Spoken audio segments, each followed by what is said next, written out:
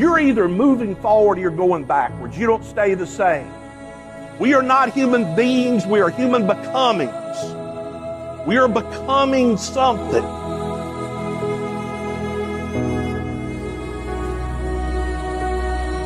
There's nothing you cannot be, there's nothing you cannot do, there's nothing you cannot have.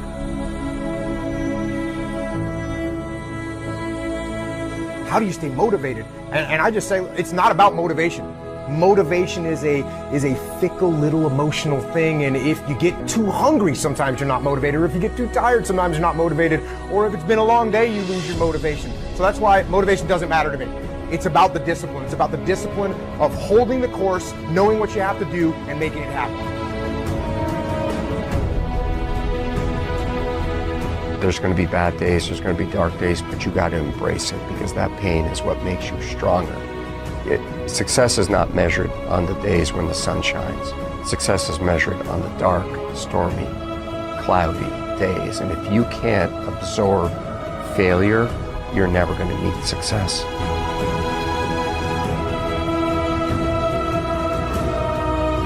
It's awareness of mind that takes advantage of that opportunity. You will all be confronted with opportunity. You must take advantage of it. Because if you don't take advantage of your opportunity, you'll never realize your dreams. Whether you want them or not is the irrelevance. You don't know that until you achieve it.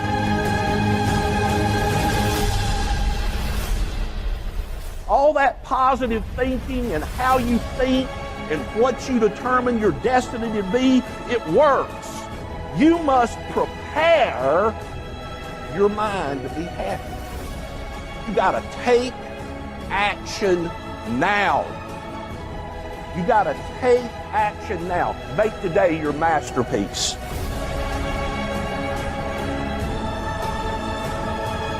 And so I'm passionate about personal growth, because for that person who says, wow, I had an opportunity, I wasn't ready. If you're growing, you're always ready. Because after I intentionally started growing, I made a commitment to grow as a leader. I started writing, I became an author. I developed growth resources for other people. I founded my first company. I began training conferences. Everything I can think of that has ever been good in my life was a result of the fact that I started personal growth in my life.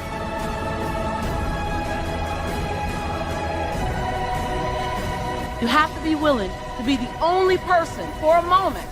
And that moment might be a minute, it might be a month, it might be a year, it might be 10 years. You have to be willing to be the only person that sees your vision. You gotta be willing. You gotta be willing to do it by yourself. There's only one you, and you've only got one today. One now. Tomorrow it's gone.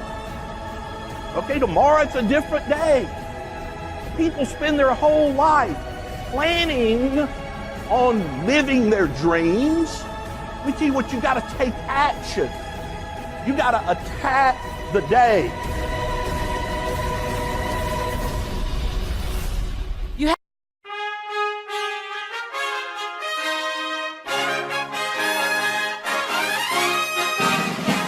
have to be willing to understand that at times, as your vision is coming out of you, it's not going to be clear for anyone else but you. I don't care who you are. Diligence.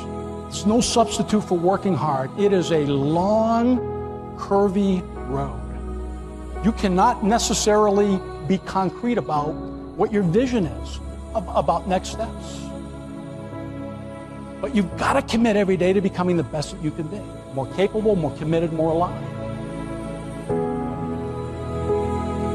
Life will take off for you then, when you choose for it to. You have not so chosen as yet. You have procrastinated, prolonged, protracted, protested. Now it's time that you promulgated and produced what you have been promised.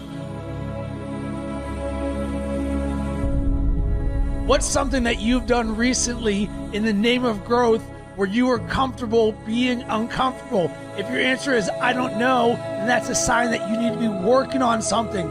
You've always got to be growing, or else you're going backwards.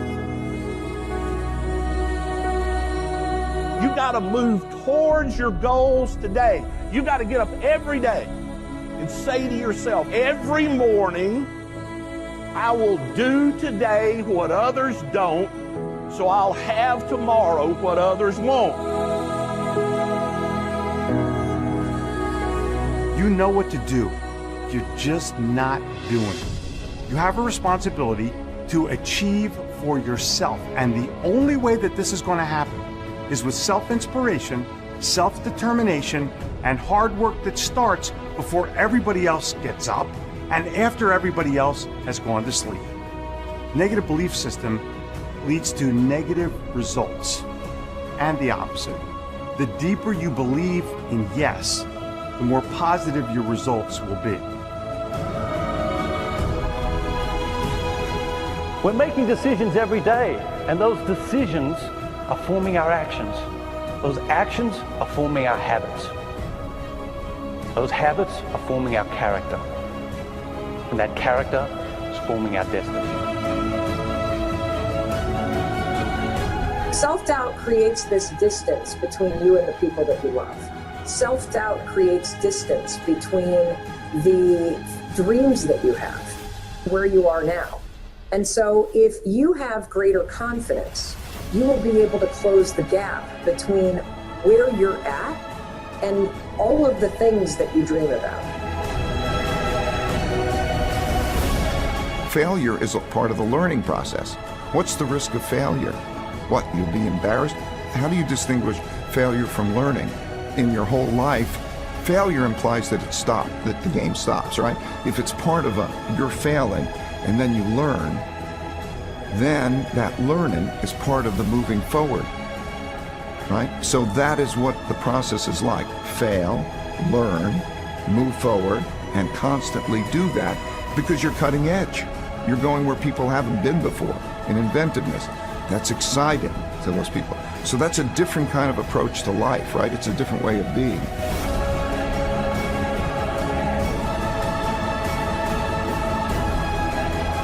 He said, when you change the way you look at something, what you look at will change.